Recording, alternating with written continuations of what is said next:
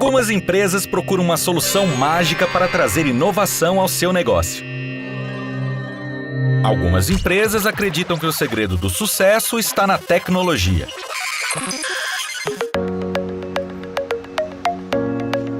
Mas as empresas mais competitivas e modernas sabem que o melhor investimento são os jovens talentos. Aprendizes e estagiários trazem a liberdade, a criatividade e a garra de quem está começando a construir uma carreira e quer provar todo o seu potencial. O CIEE possui toda a experiência para auxiliar qualquer empresa a criar um programa de estágio e aprendizagem. Qualquer empresa mesmo. Entre em contato agora com o CIEE e dê um upgrade no seu negócio. CIEE, transformando vidas, construindo o futuro.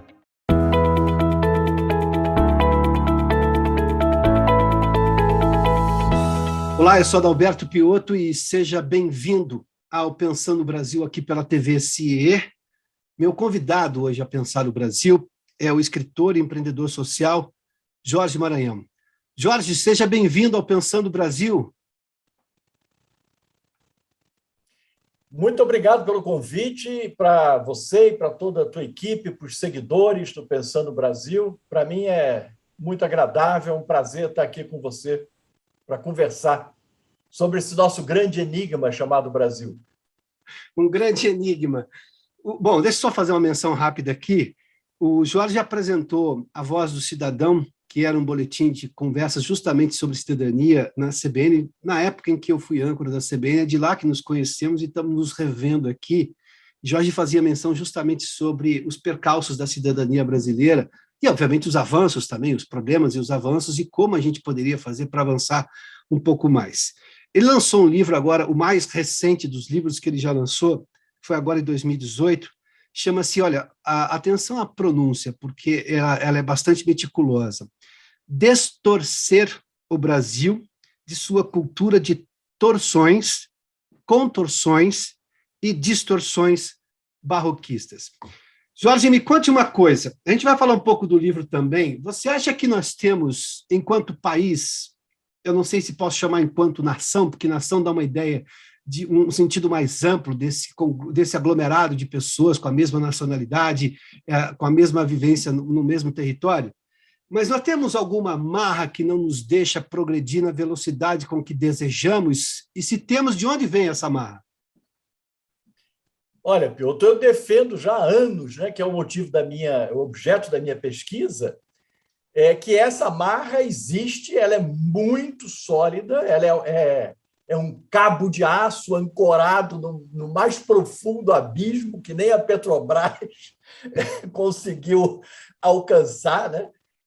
Que é a cultura, que é o nosso conjunto de valores, símbolos, que nós temos e que rege lá profundamente tudo que a gente é capaz ou não é capaz, é bem-sucedido ou fracassado, em todos os outros campos da nossa atividade como brasileiro, né? Seja no campo econômico, já que estamos falando muito de economia, ou no campo político, ou no campo social. Quer dizer, eu acredito que nada disso vai se prosperar se a gente não buscar a raiz lá mais profunda, que é a nossa raiz cultural, as nossas raízes históricas ou histórico-culturais, se você preferir, né?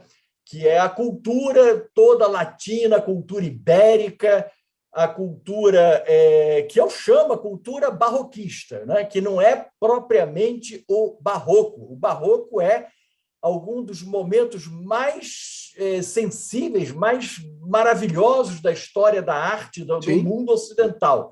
Eu não estou falando em arte, eu estou falando num fenômeno cultural que, cumprindo aquela essência do espírito barroco, que caracteriza, se a gente for pegar lá o DNA do barroco, da arte barroca, é o transbordamento.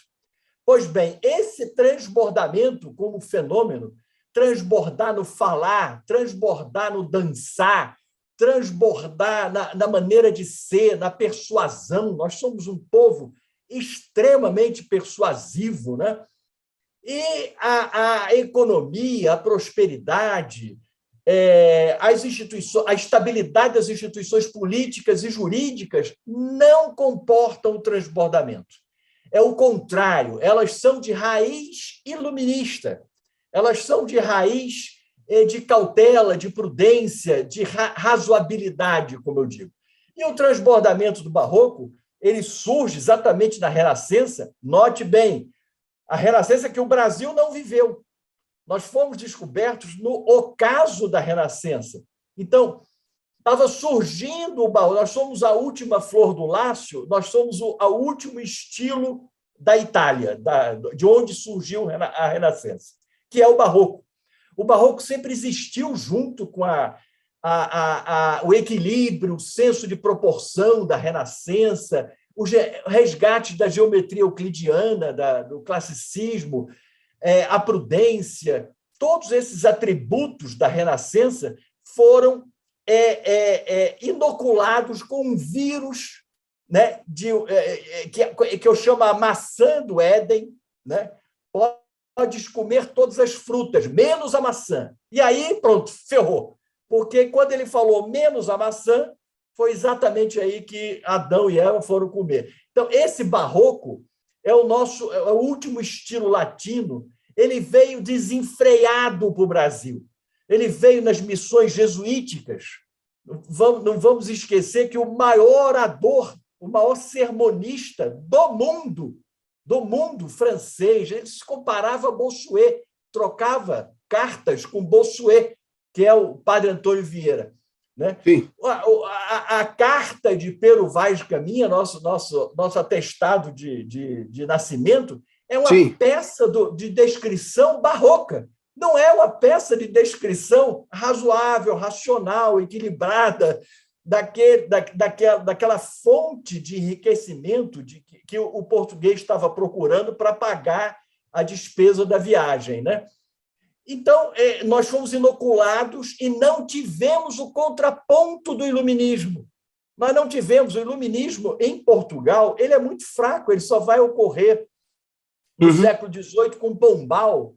E ele percebe, Pombal percebe a nossa resiliência, no caso, a nossa portuguesa brasileira, e ele vai perseguir quem? Os jesuítas, que foram os jesuítas aqueles grandes oradores que nos educaram, que nos formaram o caráter nacional. Quer dizer, nós somos filhos de um método, de uma educação, de uma formação de caráter jesuíta. Eu não estou aí criticando.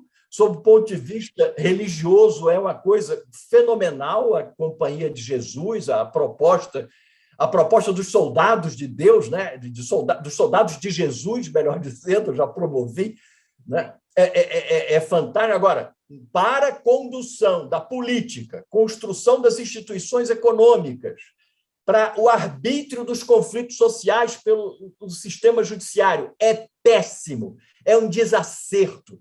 É uma temeridade. E é isso que, na minha opinião, nos trava o nosso talento, trava a nossa ousadia, trava tudo que nós temos de bom é travado pelo barroco. Jorge, e 500 anos ou mais do que 500 anos não foram suficientes para a gente tomar decisões próprias? Óbvio que o barroco é do século XVI, né? Nós já estávamos, digamos, não importantes, mas crescidinhos como nação, lá desde 1500, quando Pedro Álvares Cabral chegou aqui e Pero Vaz de Caminha escreveu essa carta que você faz menção. Mas séculos depois não são suficientes para a gente tomar ciência de quem somos e para onde queremos chegar, porque eu tenho a impressão de que nós até sabemos onde queremos chegar. Nós temos noções de futuro bem-sucedido. A gente sabe o que a gente gostaria de ser. Não sei exatamente com que proporção isso acontece, mas a gente tem exemplos disso. O problema está nos meios, e os meios, obviamente, sofrem influência de tudo que nos trouxe até aqui. Aí eu estou falando, o presente tem uma influência do passado, embora você queira chegar no futuro para fazer uma menção semântica aqui aos tempos verbais. A gente não foi suficiente, esse tempo não foi suficiente para superarmos os problemas que tivemos no passado enquanto nação brasileira? Não, porque nós perdemos o rumo. Nós perdemos o rumo no momento crucial, no momento da encruzilhada, onde a elite brasileira, no bom sentido dessa palavra, né, tá aí, pronto, esse é o exemplo. É um exemplo de metonímia. Nós carregamos de valor ruim, de pecha, a palavra elite. Elite, para a gente, é uma coisa ruim. E não pejorativa. É ruim. Pejorativa. Você veja, o maior governante cidadão que o Brasil já teve, e aí vai outra figura retórica do barroco, o paradoxo. O nosso maior exemplo de governante cidadão é um monarca. É Dom Pedro II. Membro, Até portanto, hoje, de uma elite do mais alto grau a levar-se em conta a monarquia existente no país. O último momento em que se tentou reunir uma elite, no bom sentido dessa palavra, né? Eu estou aqui me referindo a Joaquim Nabuco, estou me referindo a Visconde de Caru, estou me referindo a Rui Barbosa, estou me referindo a Oliveira Viana, grandes cérebros, né?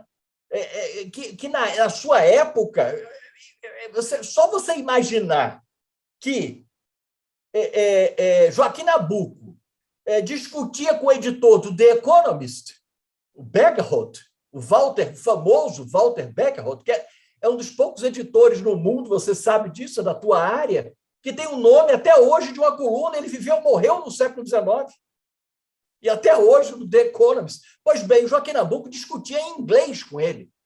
Não é só o Águia de Aia, o Rui Barbosa, que era era soberbo, entende? Quer dizer, nós tínhamos aí uma seleção de governantes, de estadistas, de intelectuais, etc., que progressivamente foi se perdendo o rumo, e nós não tivemos na Revolução de 30, aí nós perdemos totalmente o rumo na Revolução de 30, né?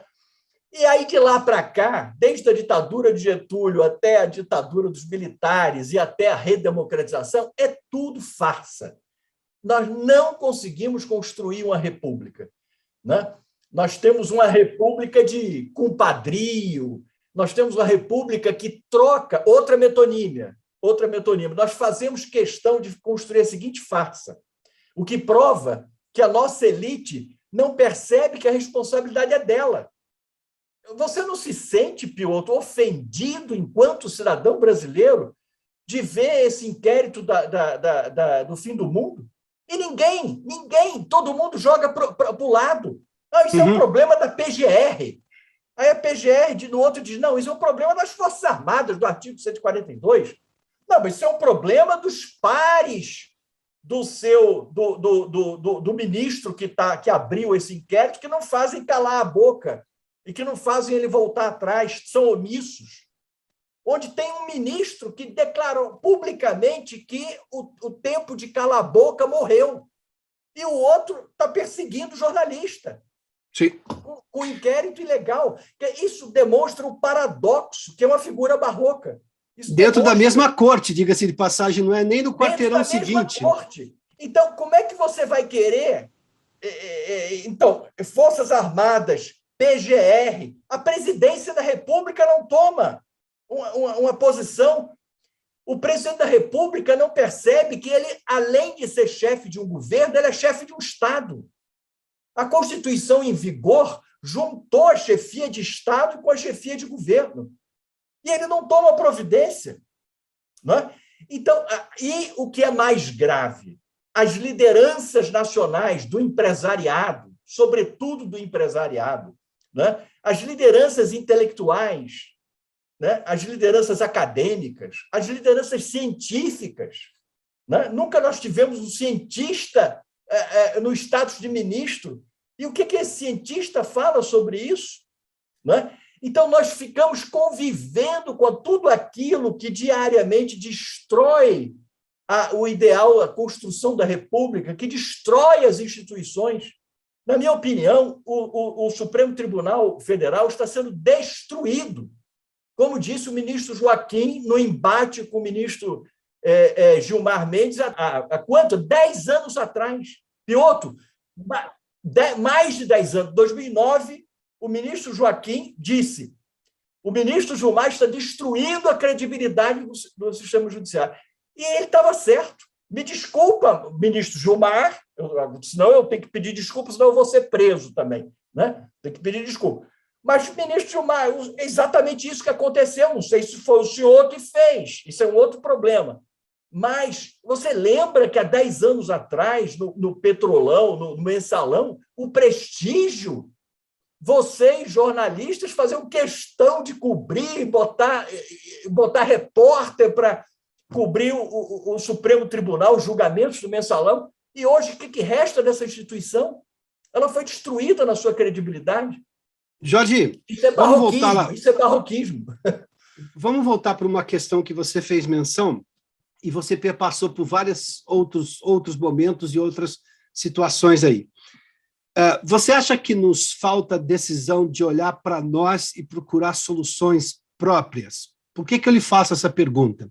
O Brasil, em algum momento, foi levado a olhar para fora do país ao buscar a deposição de Dom Pedro II naquela república, na instalação da República Brasileira.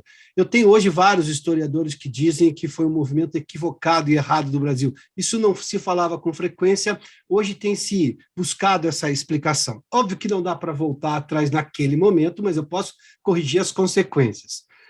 Eu tenho, por vários e vários momentos, uma devoção quase insuportável de parte da mídia brasileira, ou da sociedade brasileira, ou até da academia brasileira, ao que pensam os seus companheiros de outros lugares do mundo, em vez de buscar as soluções que nós temos aqui. Ou seja, se um gringo diz qualquer coisa, um pesquisador gringo diz sobre qualquer coisa sobre o Brasil, a opinião dele já sai um pouco à frente na credibilidade.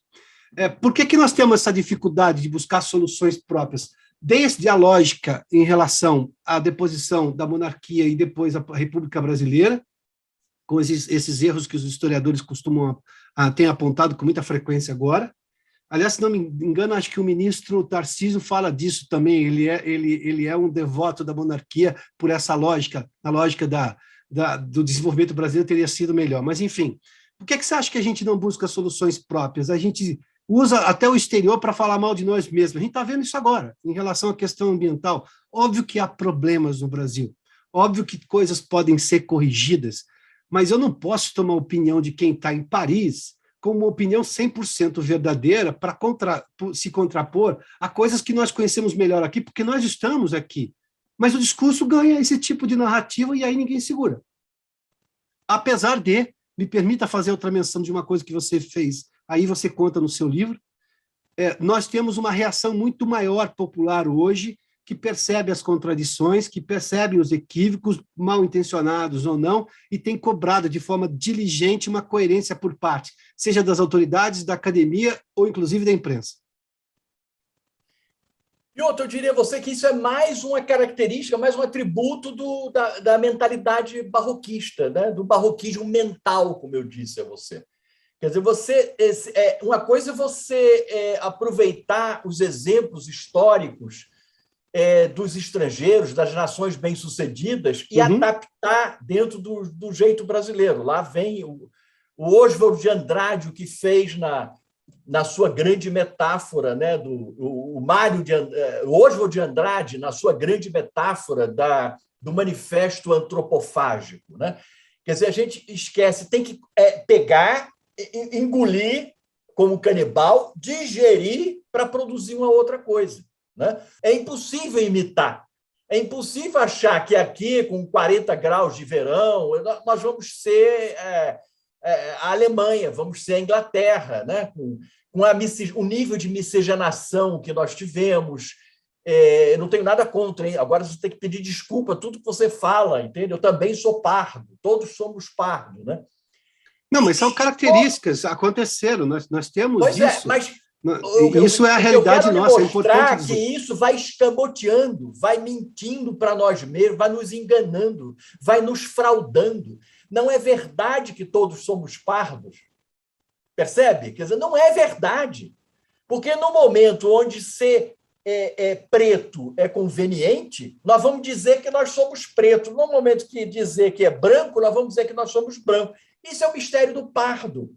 Isso é o mistério de você não ter nem preto nem branco, não ter nem sexo masculino nem sexo feminino, não ter verdade nem mentira. Tudo é o relativismo moral. Quem criou isso? O Barroco. O Barroco. O Barroco criou essa fascinação pelo chiaro escuro na pintura, não é? Como se esse chiaro escuro, convivendo muito proximamente, ele fosse produzir na vida real, uma terceira categoria de conceitos. Não produz. Os conceitos são dois: ou é claro ou é escuro, ou é sexo masculino ou é sexo feminino, não é? Não existe um terceiro conceito. Pode existir um fenômeno, pode existir um desejo, pode existir uma transmutação, uma transgenerificação, sei lá o nome aqui, mas não é o sexo. O sexo são dois, né? Isso é a presença, a maior prova da resiliência do Barroco. O barroquismo, melhor dizendo, para sempre discernir a arte, o fenômeno de arte da ideologia do barroquismo, né? Ele está presente na esquerda, Piotr. A esquerda, segundo Karl Marx, né? O esquerdismo é a doença infantil do comunismo. Não é isso que Karl Marx dizia? Cuidado! Ele estava se referindo a quem? Aos jacobinos. Né? Espera lá, jacobinos. Não vamos achar que a gente vai, da noite para o dia, criar uma república, depois de passar por uma monarquia absolutista cruel. Eu faço uma paródia da paródia. Se Karl Marx está fazendo essa paródia, eu faço a seguinte paródia. O barroquismo é a doença senil da esquerda. Entende? Quer dizer, a esquerda carregar nela essas contradições do barroco mostra a senilidade da esquerda. E ela está aí. Ela está aí até hoje. Eu diria a você que admirar o estrangeiro e não acusá-lo de bárbaro, que seria a posição hoje chamada xenófoba, né? Ou nacionalista, ou chauvinista, mas que tem tradição, a tradição é da Grécia Antiga. A tradição é da Grécia Antiga. Mas prestar vassalagem ao estrangeiro contra si próprio é típico do amor romântico. O romantismo, que nada mais é do que a tentativa de esticar o barroco até o século XIX, o romantismo é barroco, ele é uma vassalagem ao estrangeiro. O estrangeiro, o homem romântico, o estrangeiro, a priori, é melhor do que o conhecido. O desconhecido é melhor do que o conhecido. Mas não se faz uma conta objetiva, Jorge, de se entender que, olha, primeiramente, isso é muito simples, isso é interpretação de texto básico, com o mínimo de conhecimento histórico. Eu tenho diferenças neste país em relação a outras nações do mundo. Não que não possamos nos inspirar em exemplos do mundo, até porque o mundo se inspira em coisas gestadas aqui no Brasil, feita por brasileiros. Isso mostra como a gente evoluiu também, por outro lado, né? Mas, na conta objetiva e direta, claro que o modelo não pode ser imediatamente replicado. Você não consegue, às vezes, replicar de uma região para outra no mesmo país, que fala a mesma língua, que está lá há tanto tempo convivendo junto. Essa conta não chega rápido. E outra, o lado racional, se não está funcionando, por que eu estou insistindo nessa tese? Obviamente que eu tenho problemas disso na esquerda, em algum momento lá na direita eu também tive esse tipo de problema. Eu nem sei se o conceito de esquerda e direita no Brasil são muito claros, né? Porque isso ficou também, tal como as expressões foram vilipendiadas, acho que essas também não fugiram muito a essa tentativa de acabar com a lógica semântica das palavras e o significado real delas, o que elas significam. Mas as pessoas não fazem conta de que determinada coisa não está funcionando. E outra, eu tenho sempre a lógica, Jorge, me permite, que nós temos muito tempo já como país. A gente não dá para culpar o passado. Se a gente culpar o passado, a gente tem que culpar o presente. Nós estamos reproduzindo uma coisa que a gente sabe que já não funciona mais. Tudo bem, eu não vou poder corrigir o passado, mas eu posso corrigir as consequências do passado no presente para insistir nessa tese. Mas isso é racionalidade, isso é simples, não é tão difícil de entender, a menos que alguém ache que está tudo certo. Bom, aí já é outra coisa. E outro, a mente mais razoável deste atual conjuntura política, na minha modesta opinião, não entendo nada de economia, faço questão de não entender nada de economia, nem de política, nem de sociologia. O que eu entendo é de cultura. O que eu estudei a minha vida inteira é teoria da cultura, é filosofia da cultura. Mas uma das mentes mais respeitadas é o ministro Paulo Guedes. E ele fala exatamente isso que você acabou de falar. Mas por que é um absurdo você fazer uma união, uma aliança entre liberais e conservadores? Olha o paradoxo barroquista.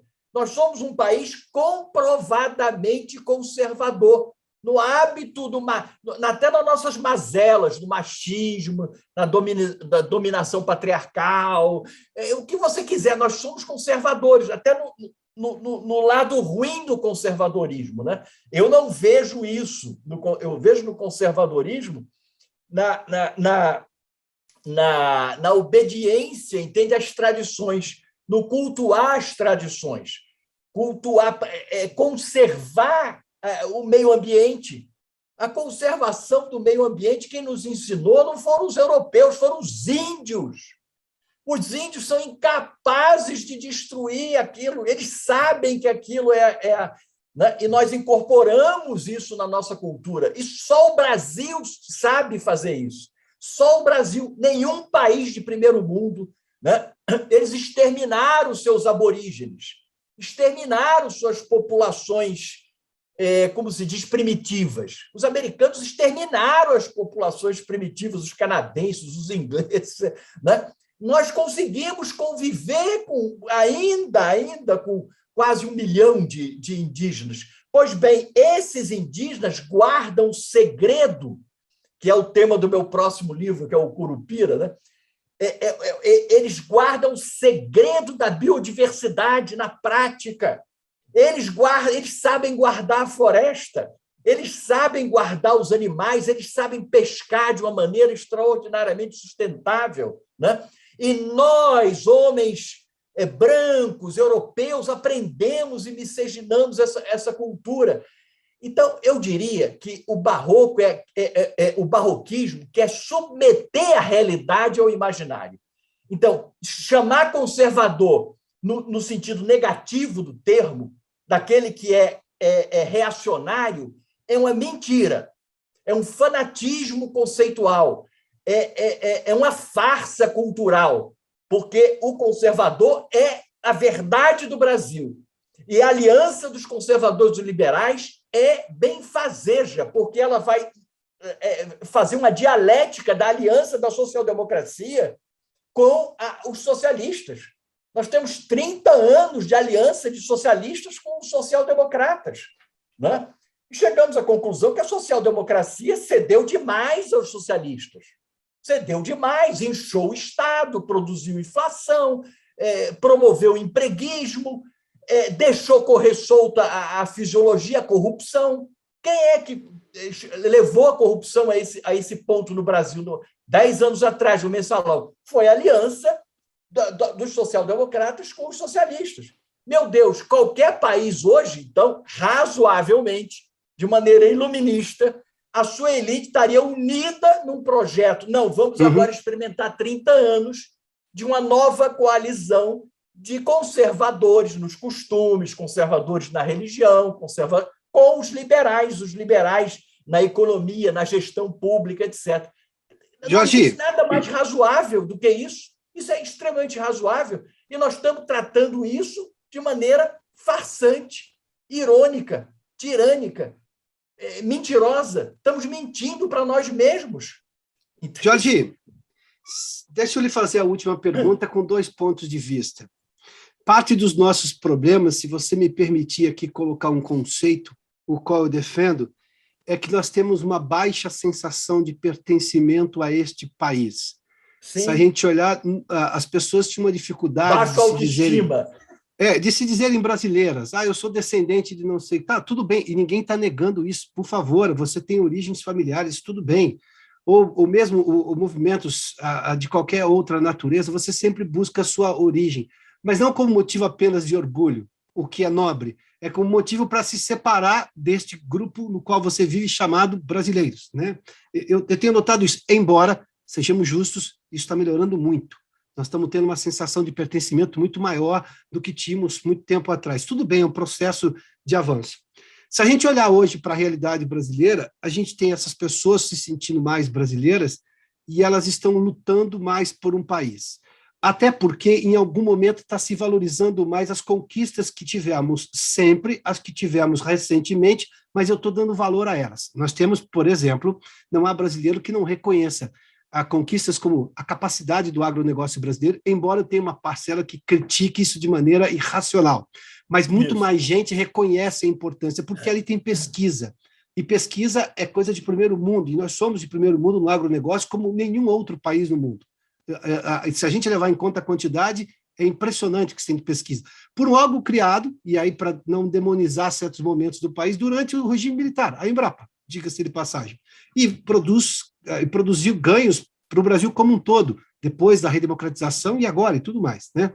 A gente está conseguindo dar esse passo de ter sensação de pertencimento maior, mais consciente, ou seja, justificando, porque nós temos cientistas brilhantes aqui. Alguns eu entrevistei nesse mesmo espaço, eu vou citar a doutora Maiana Zatz, por exemplo, doutor Paulo Saldiva, enfim, mas são vários. A gente tem gente de ponta no mundo, e que está aqui, que insiste no Brasil, que está no Brasil, que gosta de se dizer brasileiro. A gente vai ter esse passo maior a partir de agora, e eu digo que é uma sensação de pertencimento não ufânica, não ufanista, perdão, mas verdadeiramente consciente, porque isso dá sustentabilidade para esse crescimento maior no futuro. Não tenha dúvida. Isto é o primeiro fruto dessa aliança de liberais com conservadores. Nunca neste país a sua geração, que é mais nova, nem a minha geração, teve orgulho de botar a bandeira auriverde na janela. Só isso que eu quero dizer. De sair de verde e amarelo. Nunca! Nós somos filhos do progressismo revolucionário esquerdista. Nós vivemos numa universidade aparelhada pela ideologia de esquerda. Eu, quando estudei o mestrado em filosofia, tinha 22 doutores. 21 eram de esquerda, Suadizan. Se você voltar para lá e perguntar, eles agora têm vergonha até de dizer. Isso é um progresso extraordinário, Piotr, sob o ponto de vista cultural. Quer dizer, não é assim mais, a gente não está cego, a gente está percebendo, entende? Que é importante, sim, sob o ponto de vista da cultura política, da construção da civilização brasileira, haver uma alternância de poder, porque isso é uma cláusula pétrea dos direitos humanos, que começou com a Carta Magna, a Revolução Gloriosa, passou pela Revolução Francesa, a Revolução Americana, a Revolução Americana, a Revolução Francesa. Então, e pela vitória do mundo ocidental contra os totalitarismos. Então, é fundamental abençoar e chamar as elites. Nós estamos começando a ter, sim, você tem razão, a mesmo sentido de autoestima e de amor à pátria e de civismo que nós tínhamos no Império, né? Com aquele imperador cidadão republicano que viajava de cartola e terno pela Europa e pagava o hotel dele com o dinheiro dele, com o estipêndio dele da coroa, que dava bolsa para José de Alencar desenvolver os romances dele, dava bolsa para o Carlos Gomes fazer ópera na Itália, fazer ópera Lo Schiavo, e era ópera romântica. E essa autoestima, Piotr, essa autoestima está voltando, sim. E eu diria a você que ela é o primeiro produto cultural dessa nova experiência nossa de civismo, de patriotismo, que foi produzida por essa aliança que o Paulo Guedes se refere. Exatamente, ele é o maior defensor dessa união entre conservadores e liberais, né? Conservadores nos costumes e liberais na economia. É essa lógica que ele defende, e já defendeu com muita frequência, diga-se de passagem, que você fez menção aqui. Eu preciso fazer menção novamente aqui ao último livro lançado pelo Jorge Maranhão, em 2018, inclusive. Eu vou de novo me ater à pronúncia correta das expressões, porque ela é meticulosa. Vamos lá. Destorcer o Brasil de sua cultura de torções, contorções e distorções barroquistas. Jorge, por que editora? Esse livro está à venda nos sites de venda de livros aí? Tem alguma coisa para chegar mais fácil a ele? Essa versão que eu te mandei, a versão de e-book, está no Amazon. É só procurar lá pelo meu nome, que vai aparecer na Amazon, está na loja também da Saraiva, virtual. E o livro físico, que é esse aqui, eu não sei se você está vendo. Sim, estamos vendo, sim. Destorcer o Brasil. O livro físico, ele está, como toda crise editorial brasileira, mal distribuído, mas você encontra na Travessa e você pode encomendar pelas grandes livrarias que eles mandam pelo correio, né? A Travessa é a livraria da Travessa no Leblon, é essa daí que você está fazendo menção, é isso, né? Mas também tem a Saraiva em São Paulo. Tá. E eu também posso entregar. Eu tenho uma cota aqui, quem tiver interesse de ter o livro físico autografado, eu posso mandar pelo correio, não tem problema nenhum. Se entrar no site da Voz do Cidadão, www.vozdocidadão.com.br, você consegue o livro tranquilamente. Até para falar uma vez mais com o Jorge Maranhão. Jorge, muitíssimo obrigado pela gentileza da entrevista aqui ao Pensando no Brasil, viu? Obrigado muito. Agora é um tema muito grande e que esse teu nome, do teu programa Pensando no Brasil, requer mesmo, né? Tem bem o sentido disso, né, Piotr, de buscar um outro campo de exploração para entender o Brasil, que, na minha maneira de ver, nós temos que aprofundar esse entendimento, essa pesquisa cultural, né? Porque, eu diga-se de passagem, eu tenho nesse livro uma bibliografia que eu pesquisei de todos os grandes brasilianistas brasileiros, e, por incrível que pareça, eu citei aqui vários, né? Inclusive os que eu sou mais apaixonado, que é Sérgio Buarque de Holanda, né? E não tem essa sacada, né? Do que é o barroco levado na justiça? É o juridiquês, né? É o garantismo, é o processualismo que impede a justiça funcionar. O que é o barroco levado na política, na cultura política? É a farsa, é mentir para o seu, não obedecer ao desejo, ao voto do seu eleitor, né? É ser representante de si mesmo e não do outro, né? que te elegeu, né? E por aí vai, quer dizer, é tudo sempre muito barroquista, né? Então, eu acho que o teu programa pode abrir uma vertente assim, de pessoas que estão pensando nisso e que estão preocupadas com esse entendimento. Agora que o Brasil, você tem toda a razão, o Brasil está andando demais, está avançando demais. Eu só queria que a mídia acompanhasse um pouquinho isso. Se não acompanhar, será empurrada de alguma maneira, porque o progresso, normalmente, o progresso social, sobretudo, não espera muita gente, então ele empurra todo mundo. Jorge, brigadíssimo, uma vez mais, pela gentileza, por nos ajudar aqui a qualificar o debate nacional. Obrigado. Obrigado a você.